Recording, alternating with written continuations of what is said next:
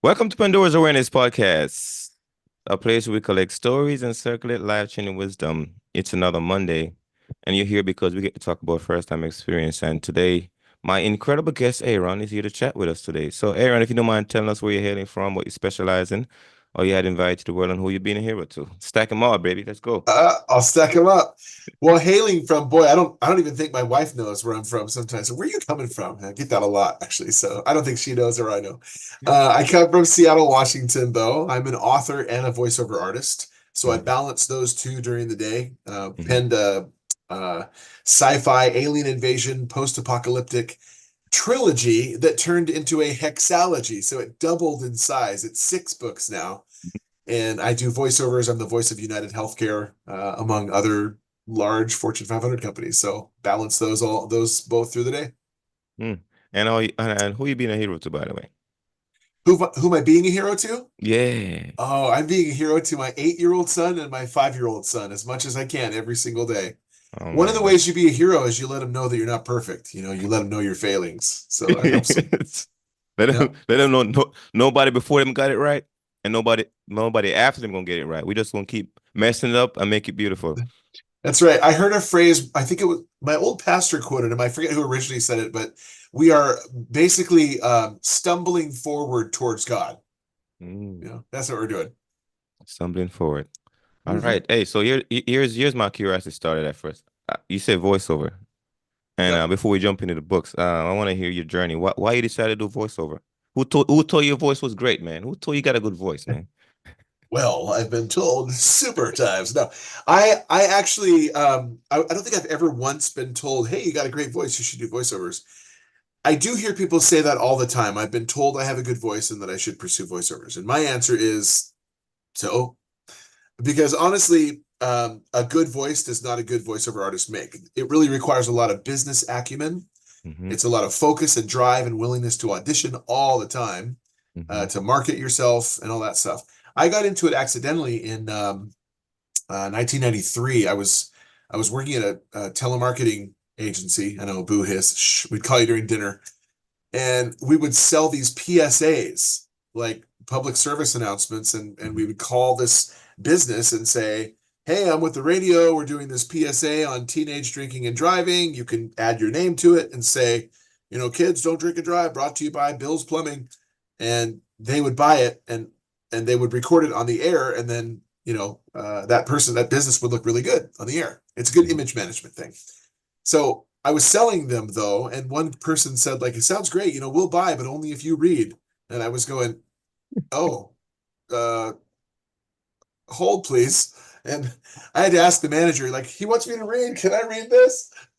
And so I got in the studio, slapped the headphones on, read the spot, and I went, wow, I like this a lot. So that began the Mm-hmm. voiceover journey, kind of by accident. That's your first time experience, and then you just took off since. Well, not directly and indirectly both. Like I Mm-hmm. tried a lot of different creative pursuits over the years. One of them obviously was authoring. That's always stuck with me, but I did, singing, performing, music production, drama, acting, poetry. I'm predominantly right brain, so it's the creative stuff. But Mm-hmm. I circled back around to voiceovers in 2016, and Mm-hmm. and that became just an upward climb, very quick ascent to some really good money. It's a very lucrative career Mm-hmm. if you know how to run it like a business. So Mm-hmm. right now, for example, I'm the voice of United Healthcare. I've voiced Wrangler, Amazon, Uber, Cadillac, Enterprise, Fidelity, Microsoft, just lots of big names, and it's a lot of fun, but it is an eroding career due to things like AI. Mm. So it's kind of sad. And you said do you always love reading, like reading scripts? Yeah, so I like to do commercial and e-learning scripts. Those are my Mm-hmm. favorite. There's good money there. I mean, being the voice of United Healthcare, it's union work, Mm-hmm. and it's commercial work. So, cha-ching. Mm-hmm. E-learning I like doing though too. It's very programmatic. They don't want to be there. The students or the employees have to go through this curriculum. So you want to make it engaging, whether it's vacuum assembly or whatever. Mm-hmm. Um, but what I love, where the two, like they say, ne'er the twain shall meet, Mm-hmm. I love that I'm a storyteller in both. In Mm-hmm. voiceovers, I tell other people's stories. As Hmm. an author, I get to tell my own, and I love where those paths cross. Okay. So tell me about your book journey, by the way, because I'm curious too. Because I'm on the same book journey too. But so are your book fiction or nonfiction right now? The one They're you're fiction. They're fiction. Hmm. Ah, why fiction? Yep. Well, I've always been attracted to fiction. So I wrote my first fictional book. It was basically a novella in 1981 when Hmm. I was 8 years old in second Hmm. grade, and I just kind of got entranced by it. But I think the very first time I really felt that I wanted to be an author or do something with authoring was reading The Lord of the Rings when I was, I think, 9, 10 years old. That was the first creative work that really inspired me. And I remember sitting back and going, what is this? I Mm. mean, it's huge. The story is mammoth. And it was the first creative work that really grabbed a hold of me and said, maybe I could do this too. Certainly I'm Mm. no Tolkien, but I do Mhm. love writing. I Okay. love writing a good story. You got me excited right now, man, because I swear to God, I love that. I love the Lord of the Rings stuff too. Because when I watch it, when I listen to it, I haven't read the books actually. I just watched the movie. But but Oh, but it's something I pay attention to the words too. Because when I watch it, I see the words as well, right? But then I'm thinking about like the writing style of the authors. I started studying writing style now. Like one of the guys that I really love too. I was just getting through his books. Is yeah. Marcel Proust? You know him? Marcel Well, Proust? Marshall M A Proust, I don't R know the C name. E L P O R U S T. Marcel Proust. He's a Oh, French writer, but one of his books is translated in English. But he has this ability to really describe things in so much details, right? And I yeah, was like, oh my that's God, Tolkien. yeah. And I was like, these writing style are going to be the thing of the future because if you're going to write your own story too, and you're using these kind of writing style to describe your stuff, even using AI, if you're going to in one of these AI tools and ask it to kind of capture some of these same writing style, unique ability about this writing style, and use it to Mhm. frame your stuff, it's interesting how it do it. So now I'm just very fascinated by this by some of these writers. I'm like, okay, well, we can access those same writing style with the tools that are available these days, and to really kind Mhm. of get your story a little better. But tell me about your book. What your book is about? Yeah, well, I mean, to address that part, I will never use AI. I'll never condone the use of AI. It's a tool that, as a creative, I think it's cheap. I think so many people these days will use a tool like that, and I see it. I see it all the time.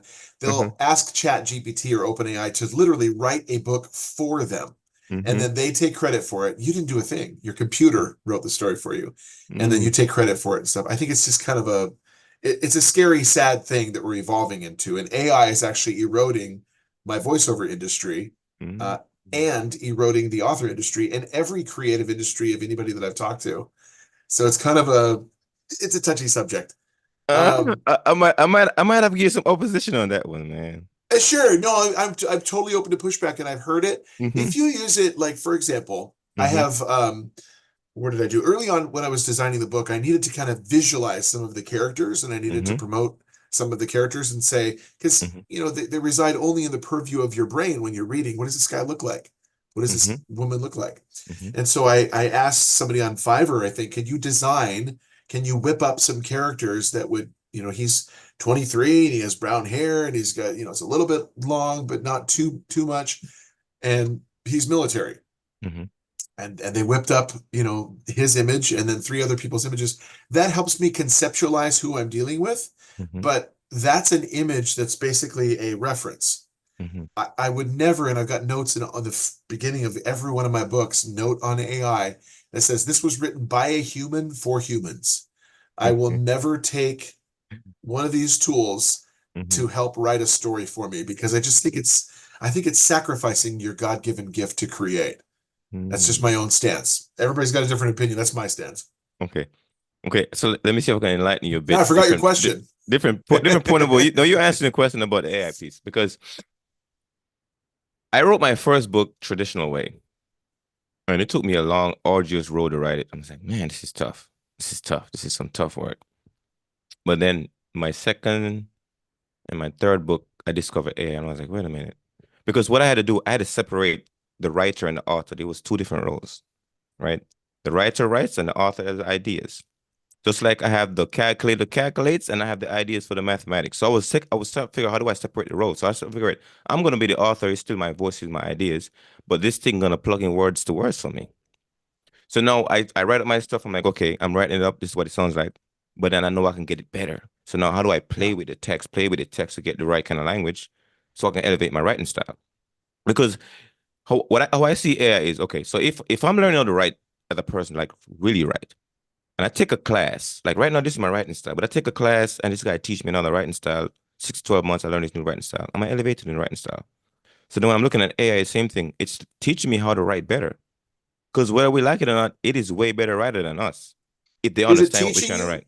Is it It, teaching you to become a better writer, or is it just writing better for you? That's the no, difference. so when it writes better, I'm able to write better because the more I see, the more I can replicate, more I can duplicate, more I convert. Because when I write something out and I look at it, I'm like, okay, because I'm telling it makes my writing way better. Like the stuff that I'm writing without writing AI, it's gotten so much better, so much deeper, so much different level because now instead of me going to school and get the professor to teach me, this thing is really working. Mm, Like elevate my writing style. I'm tapping into different ways of writing. So I see it differently than most people because I see it as just a writing tool, but I'm the author. Like I have an idea. I want to work on it. I want to think on it. I want to expand on it. I want to right. extrapolate on it. Well, this can help me do it faster and a lot more speed, right? So yeah, that's how I see it. Hey, if that's a perspective that helps you, and like in terms of teaching, Mm-hmm. like laying some groundwork for you to become a better writer as a tool Mm-hmm. temporarily, I really don't have a problem with that. What Mm-hmm. I see though that's actually running, like, it's really proliferating the industry and running rampant right now is people saying, "Hey, Chat GPT, write me an entire story, and Mm-hmm. here's the ideas." And then Chat GPT will whip out a 300-page story. They'll go, "Thanks." They'll take it, they'll Mm-hmm. package it up, they'll put Mm-hmm. it on Amazon, and they didn't do a thing. It was Mm-hmm. they took their author ideas and surrendered them to ChatGPT. Mm-hmm. ChatGPT wrote the story, but they're going to take credit for the whole thing, the Mm-hmm. person. When Mm-hmm. it was just input into a computer. And that's where I go, man, you have so much talent up here Mm-hmm. that you could spend the time Mm-hmm. to create something amazing rather than have this, slide it out and dispense it for you. So, Mm-hmm. but Yeah, and it's I've going to change the world. It's changing the industry for sure right now. yeah, and I've seen those because this is another thing, right? Chat GPT gonna give you some bullshit if you don't know what to put it or to play with it. He would Yeah. like somebody has to go write me a book. He's gonna give you some stuff you're like, man. Like I've seen those. I've been listen. I've been working on this thing for almost a year and a half right now, right? So I understand how it works. And even when matter of fact, recently because what I've been running into, I run out of prompts, right? Because I'm using it so often. Hmm. So then I create a new account, and I have doing the same thing on there. And I was like, man, this is crap, right? Like the new account compared to my well used one, the Yeah. content is very different because like in the old one, it knows how I write. It's been growing with me. The new one is new. And the content is spitting out. It's like, oh man, I don't want to use that. You can just like you can tell. So a lot of people understand when they're like, oh, ChatGPT doesn't because it doesn't give you the greatest stuff until you start working with it, build on it. So Right. that's my experience with it. Okay. Mm. So your fiction book, you got 6 volume now, you said? So I've got five that are out. One is actually with the editor for some refinements, and then I've Mhm. got the sixth that I'm working on right now. So I actually just got this is the original Mm. trilogy Good plus a colors. Oh prequel. no, let me see the side. So Hold on. yeah, I had this. I actually designed these. I got the artwork from a friend who actually had designed it in a computer as a Hmm. graphic designer, and I've been using, this image. But these are all the books, and I Mm. just got these boxes, so now I have box sets for the original four. The Box fifth sets. one is Mhm. another. Aren't they? I mean, they're gorgeous. Look at them. Yeah. No, I mean, they're yeah. shiny. They're so beautiful. And they're the So same yeah, size. That's perfect, man. That's you're all hold on. 6 by 9. Hold on. So, but when you first published them, were they all 6 by 9, or you just decided to do the box set 6 by 9? No, they've all been 6 by 9. I just kind of needed a uniform size, and I think I've written 20 books now. This is I think they've all been pretty much 6 by 9. Mm-hmm. You could go 5 by 7, and you could go different abstract sizes. People suggest if you're going to do fiction, you should actually do that 5 by 7 size. I think is what Mm-hmm. it is, or 4 by 7 or whatever it is. But I like the 6 by 9 Mm-hmm. uh, because you have a little bit more heft to Mm-hmm. what you're writing, and the hardbacks feel. Mm-hmm. Here's the hardcover.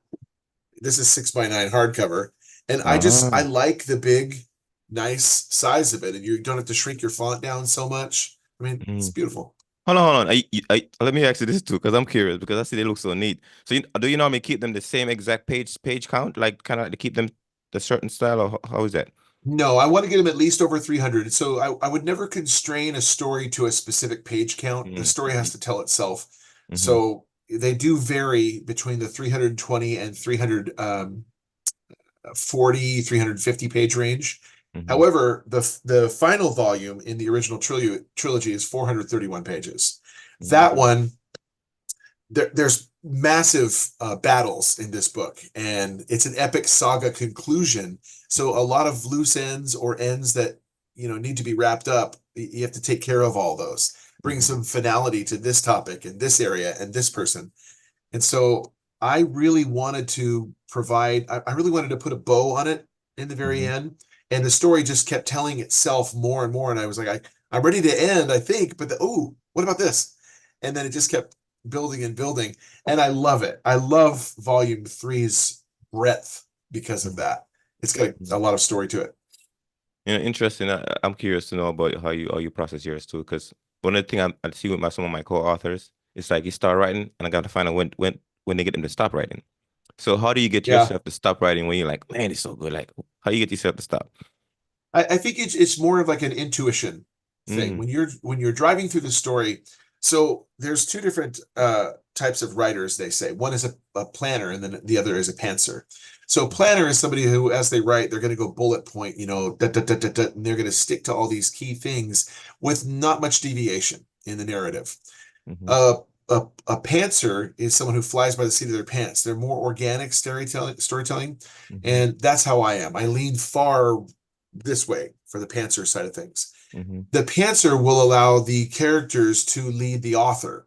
mm, The pantser, and art imitates life. So as they're going through their books and their narratives, they're going to encounter things like, oh, all of a sudden this, and you didn't have this in a bullet point. How about we throw this at them?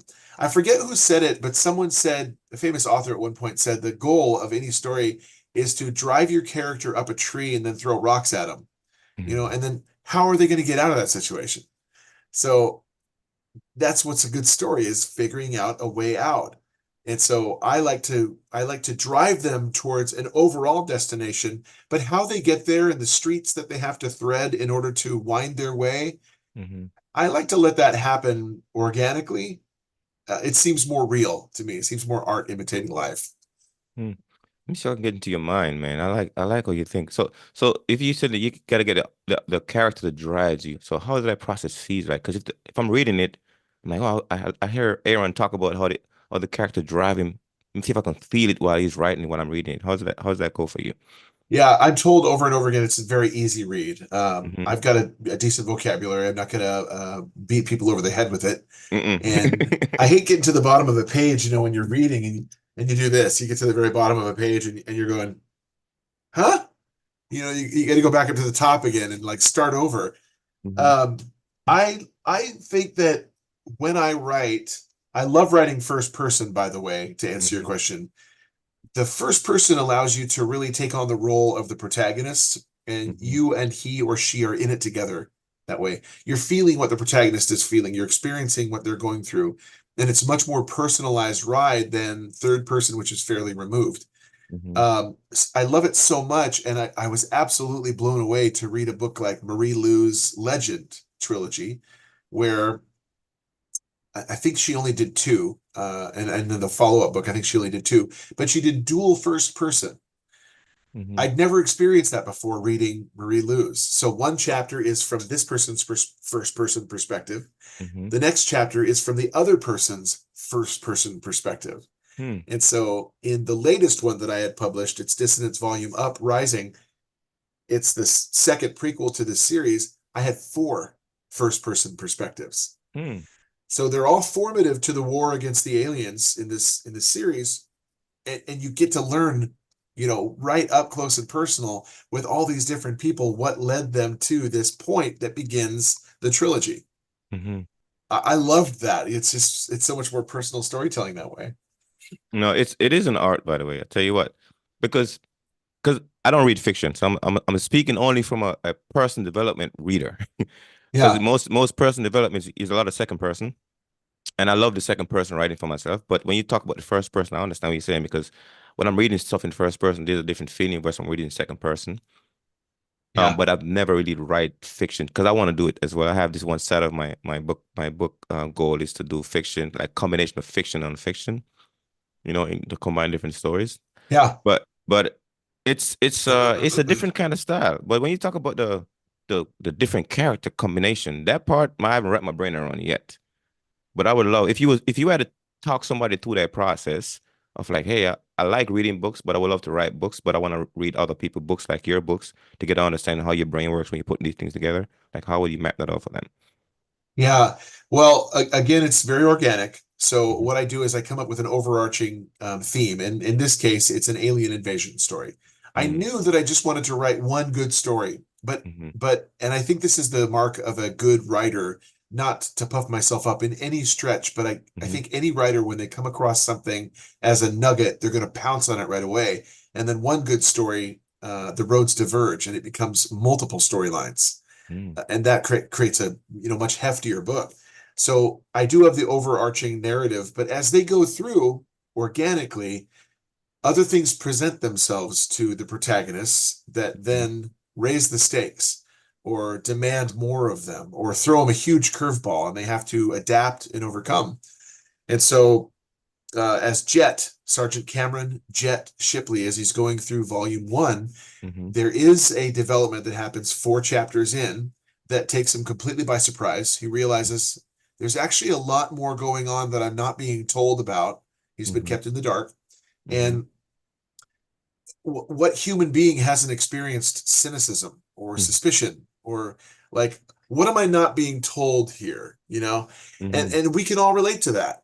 So Jet, as he's going through, he finds out, here's my story, but all along there's been this other story running, parallel to Hmm. this story. And now there's this one, and Mm, then there's more.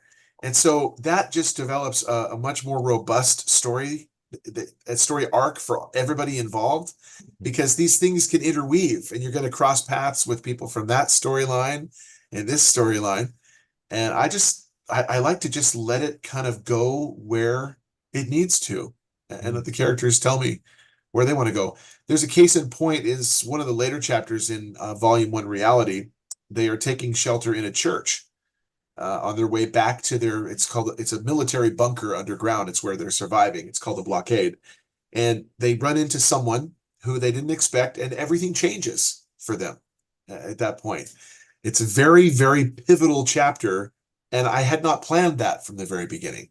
mm, I didn't say, in this chapter, but when I was mapping things out, because I didn't say to myself, in this chapter, they're going to meet this person, no spoilers, mm, and it's going to change everything for everybody. I just happened upon it, and I love that type of story writing. I really do. mm.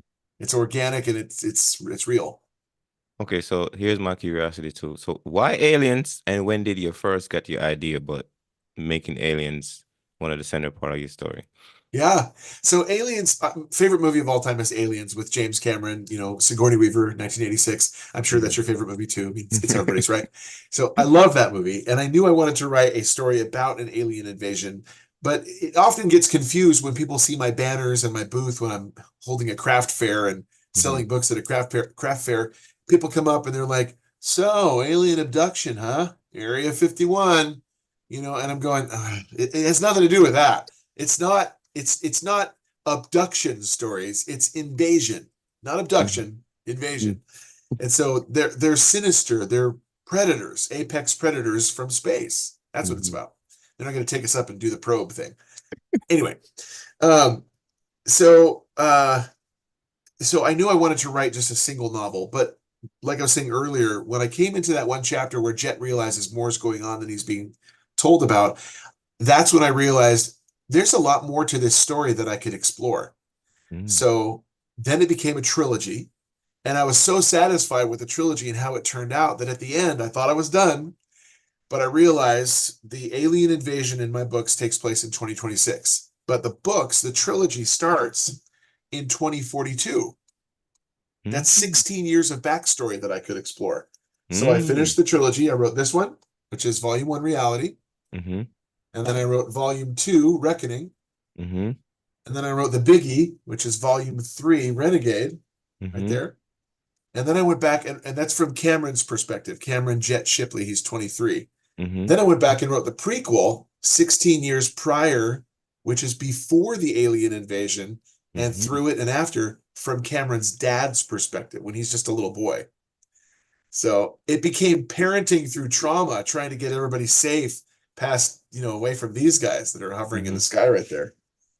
No, this is the beautiful thing about storytelling, man. Like you can meet somebody in the story and you can talk about their entire story just and takes up a lot of pages, right? Like different character, you can extend who they meet, who they like. This is the beautiful thing about storytelling. Oh my God, I love it. Yeah, you Mm, could go anywhere with it. I mean, I'm anywhere. actually, boy, every time I've tried to step away from this series, I belong in the Dissonance universe. I Oh yeah. do. Every time it's happened 3 times now. Every time I've tried to step away from Dissonance and said, done. I'm satisfied. Like chapter closed, beautiful. Let's move on. Ah, I Uh-huh. get sucked right back in, and there's another installment that comes. So I'm writing volume 4, which Mm, is they're all labeled different volume names and numbers. It's essentially volume 4, but it's the sixth book in the installment, mm, sixth installment in the series rather. I'm working on that right now, so mm. it's where I belong, man. So, can you imagine this being a show? I actually have had a screenplay made of it. It's been converted for this, adapted for the screen, and is right now being pitched to major streaming networks. So Mm, I've already had that whole process done. It's this one. The first one that I wrote has been adapted for the screen. This one mhm, is being pitched to major streaming networks right now. So mm. they could run with it, turn it into a big episodic series on Netflix, HBO Max, Apple Yeah. TV Plus, Prime, any And, of and those. and guess what? You are 4 or 5 books ahead, so you can keep billing. If That's they that's the produce awesome thing. one, Yeah. yeah, if they produce one and then people like it and community Hmm. circles around it and people embrace it, then yes, there's so much more material to mine from Mm, these books. And the greatest thing about it is that the screenwriter, I'm literally 3 degrees away from James Cameron. I mean, mm, ba-bum, ba-bum, ba-bum, ba-bum. My screenwriter is a Hollywood fellow. I'm not sure exactly what that means, but they're in the Hollywood Fellowship hmm, of people in Hollywood. And James Cameron's ex-wife, Gail Ann Hurd, is a pretty powerful, well-known producer in Hollywood. hmm, She put on a contest that hmm, 5 screenwriters won. My screenwriter is one of those winners. So I'm mm, literally 3 degrees away from James Cameron. Ah, mm. Hey, that's amazing. they say from 6 degrees of separation to 3 degrees of separation. You're really close. I'll take it. Yeah. And it's not Kevin Bacon this time. I'll take James Cameron. Wow. Well, congratulations on that, Aaron, because Thank you. it's how long you been writing for, if you don't mind? 1981. Wait, Really. wait, wait, wait, wait, wait. Back up, back up. 1981. That was my second grade assignment, if you count that. I wrote a book in early college years in the early 90s that I ultimately abandoned because it didn't represent where I wanted to go in my Mm-hmm, life. And then I deleted it. Uh, mm-hmm, I wish that I hadn't.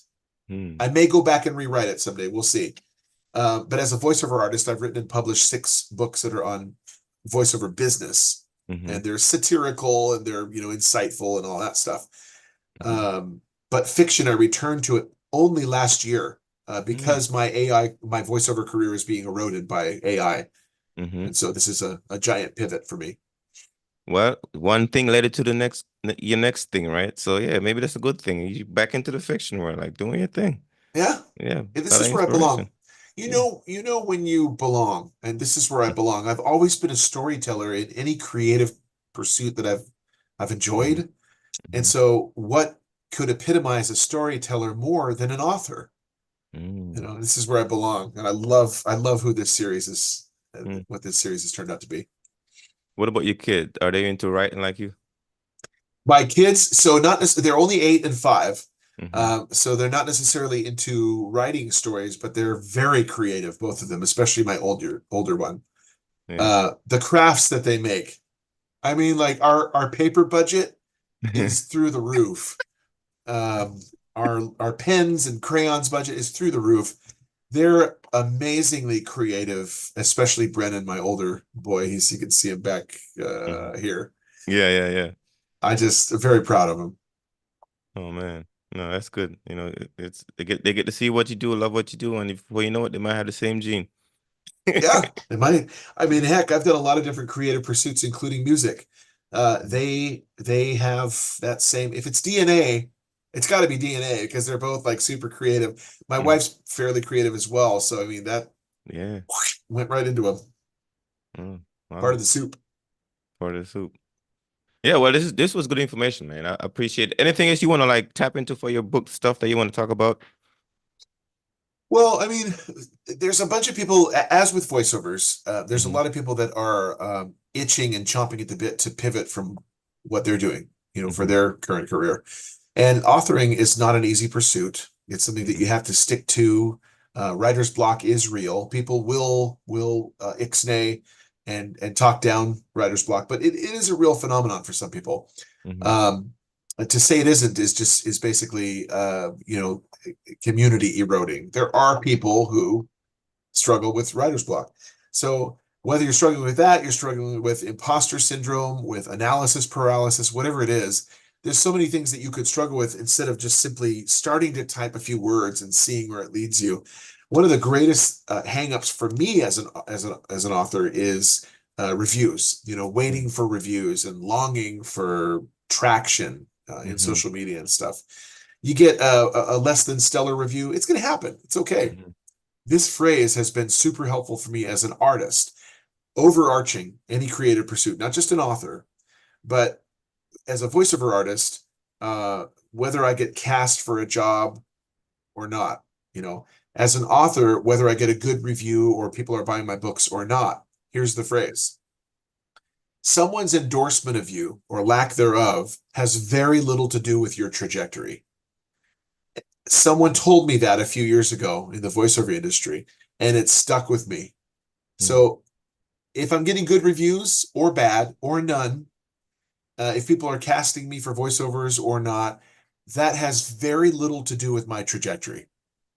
My trajectory is forward, and that's all going to happen. And just you have to let that stuff kind of pass you by if you're an aspiring author or aspiring talent in any field. Let that stuff pass you by.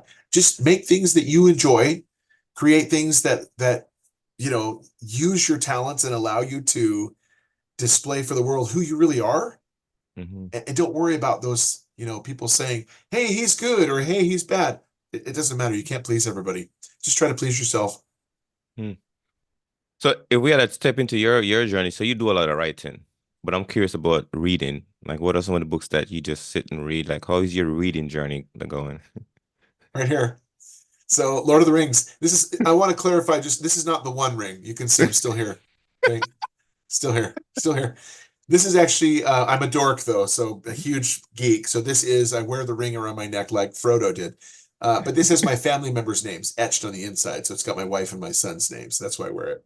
Hmm. Um, Lord of the Rings, though, is massively formative on me. And purists who are fiercely allegiant to Tolkien's work could set their eyes upon dissonance, any one of Hmm. my novels, and maybe stumble upon a phrase here and there that's a little bit of a nod or Hmm. a little bit of the tip of the hat to Tolkien and his writing prose and style and meter.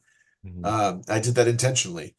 I read a lot of aliens novelizations, particularly like the James Cameron aliens, the Ridley Scott alien Hmm. movie fan fiction, Alan Dean Foster. Um, I can't remember. There's so many independent authors who've written Hmm. alien book offshoots, but I read those a lot. Marie Lu, I love. The Hunger Games, I could read it over and over. Suzanne Collins, I love her style. Hmm. Um, yeah, I mean, right now I'm in the middle of a whole bunch of aliens books. I'm never going to get through them. So, Well, being that you're working on your stuff, you gotta get the opposing ideas with other people to kind of like, oh, that sparks something new. Okay, let me think about that, right? That yeah, has to happen to get your mind going. But yeah. yeah, you do. But one of the things that was actually urged by my screenwriter, Alan Roth, wonderful guy with Act Two Media. Alan said, make sure you're reading your own. Make sure you're going through your own books and rereading them because aside from catching maybe the occasional typo Mhm. or something where you go, wait a second, wait, what? And that needs to be corrected. And then, hoping you don't George Lucas-size everything from that point forward and add unnecessary CGI and anything, whatever, said too much.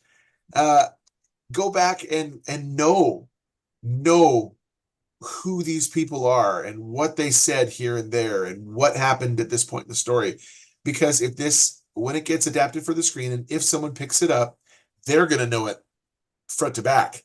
Mm-hmm. And they're going to ask you, they're going to ask me, the author, the source material creator, and I better know my stuff, because if they know it, and then I'm trumped if they know it better than me. So Mm. got to read I, my own stuff. that is a difficult thing, by the way, because I wrote so much stuff, and then once I finished, I'm like, okay, I don't want to see it for like a while, because it's like, I'm done. Because when you're writing and you get so into it, like you gotta find a way to stop, and once you find a way to stop, you're like, okay, that's it. But it's like you're never satisfied with it. That there's always more to add, more like, so I don't know. So I feel like sometimes I want to just like not read my stuff again, but then I like you gotta go read it. Yeah, you have to. You have to. I think it's really critical for me to stay in it, but I love what I wrote. I mean, Mhm, it's a weird thing as an author when you write something that's compelling, that's loaded mhm, with heart and thematic depth. You mhm, want it to be real. So mhm, Labor Day weekend, I actually you could call it a pilgrimage. I took a trip to Nashville, Tennessee, Clarksville, mhm, Tennessee, and Blue Spring, Kentucky. mhm, Those are all three of the biggest key settings throughout these books. They're mhm, where I set the books. And so I'm watching, I'm creating the story by looking at Google aerial view mhm, and street view and threading my character's way through Clarksville and Nashville by mhm, looking at the streets and using actual landmarks and actual street names. To be there, though, and mhm, with my own feet on the ground and see with my own eyes where I set these books, absolutely surreal. mhm, Absolutely surreal. In my Outlook calendar, I've got the birthdays of my characters, my fictional characters in my real day-to-day calendar. It's just, it messes with your mind because they transfer over each other. They overlap, fiction and reality, and the lines get blurred. But I'm okay with that. I mhm. want my story to be real. It's real to me. I might actually do this one because this one is personal for me because I was writing some stuff from like a fictional stuff before and I put it down. But how do you put together the character profiles? Because I'm trying to figure out if I was going to construct different character profiles and then kind of play them out over time. Like, how do you start and construct your character profile? Yeah, well, again, it's just very organic. There are people who can develop the character Bible, and they spend a lot of time on the character Bible and figuring Hmm. out who's who.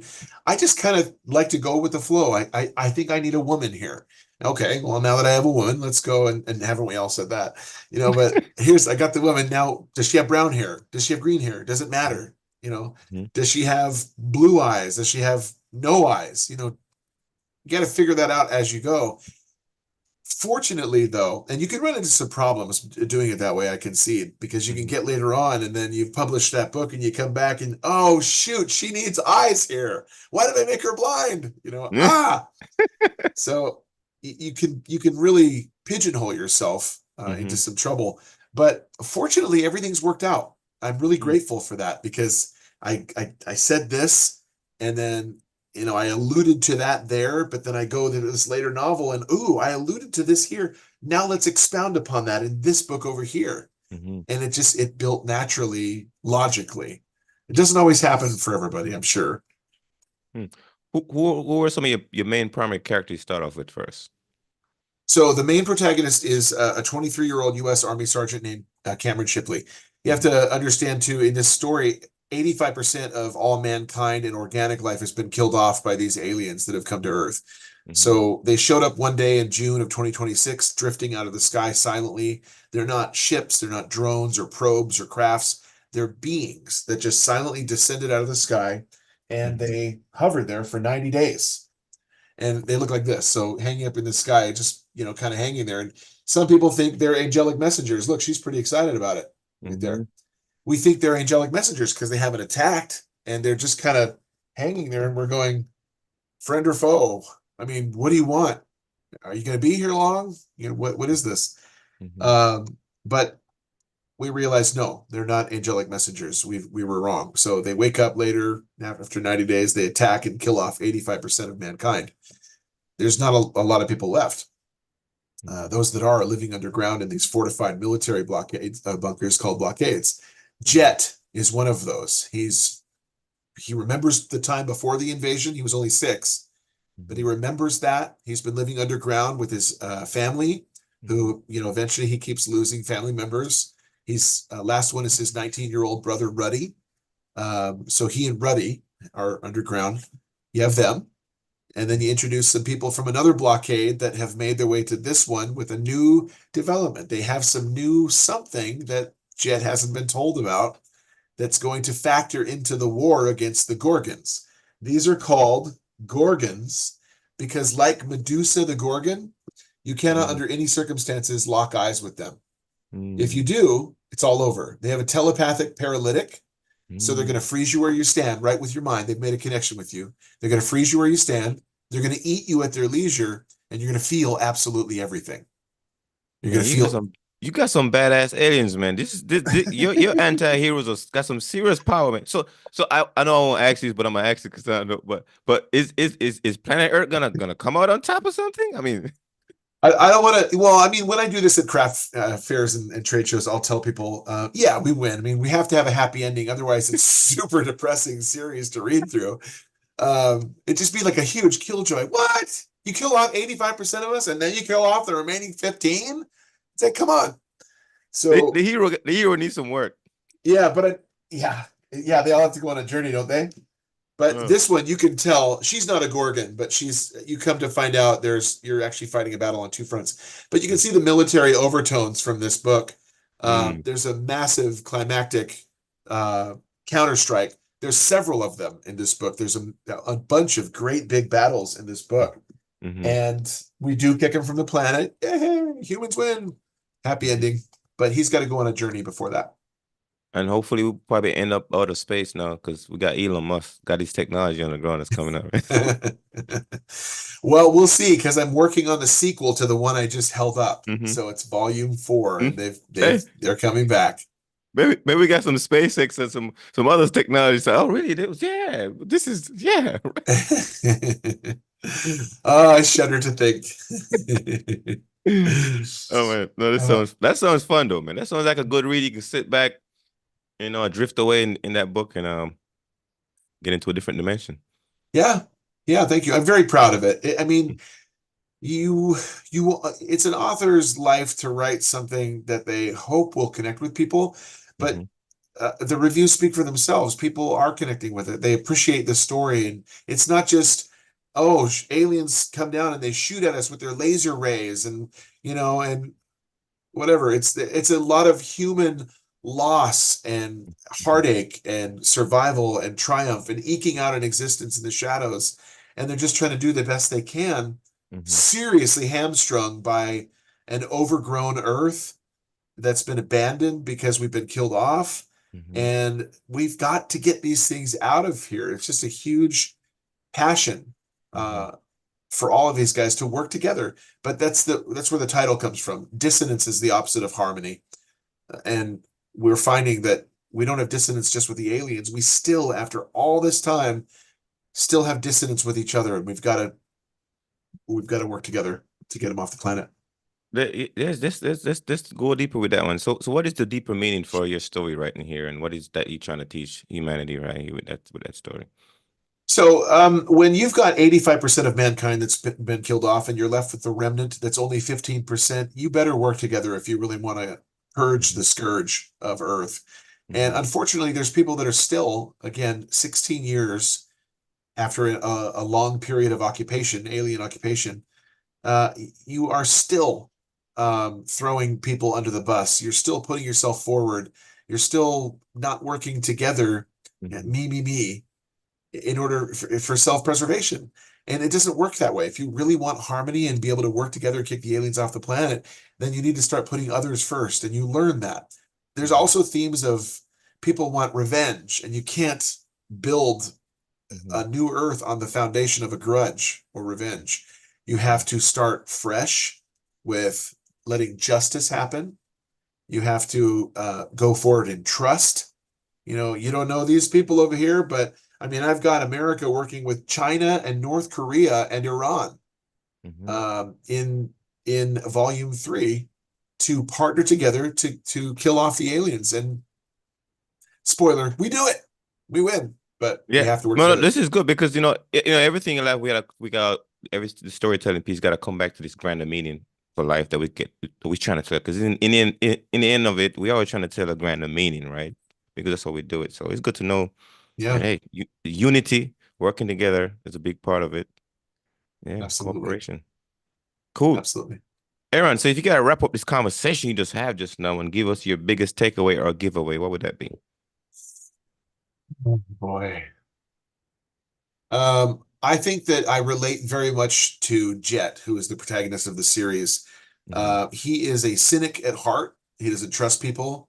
He is threatened, when people come along his path and they are kind of, they're potentially going to trample on what he knows to be true.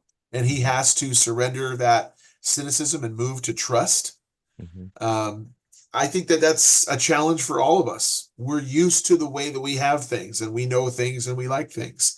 But just because someone else comes along and they have a different way of doing things, it doesn't mean that it doesn't mean that our way of life is threatened or that it's subpar by any stretch. You just need to be able to roll with the punches and adapt and overcome together. So it's a message of unity, but it's also a message of just, put your cynicism aside. We used to trust people.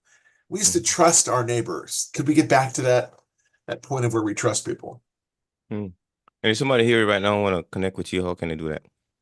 They can go to the website, so authoraaronryan.com. Hmm. They can go to dissonancetheseries.com. That's a hard one to remember though. So I actually got getthesebooks.com. If Hmm. they go there, that'll actually forward to dissonancetheseries.com. I was like, yes, that domain's available. Hmm. So, and then the social media links are at the bottom of each one of those websites. So authoraaronryan.com or getthesebooks.com to find out more info on the series. All right, man. It's just a good conversation. I learned a lot. Thank you so much. I know you My gotta go pleasure. get your kids. I know you gotta go. But with that, Yeah. so any last words before we push that off? Man, just keep writing. Just Hmm. keep writing something. I admin a 32,000 member author group on Facebook and I co-admin two others. Hmm. And you just hear it all the time. The question, how do I get started? Just get started. Just start writing something and see where it takes you. That's the greatest gift that you have is just to write or create something that is entirely yours. You can draw upon, influences from Lord of the Rings or Star Wars or Aliens or whatever, Hmm. but make it you, make it unique. Hmm. Oscar Wilde said, "Be yourself. Everyone else is already taken." So Hmm. do that. Like write something that's you and just be unique that way. The world needs unique voices. All right, man. Good to have you here. With folks, you tune in Pandora's Awareness Podcast, a place where we collect stories and circulate life changing wisdom. And so you get to hear from Aaron and his book journey.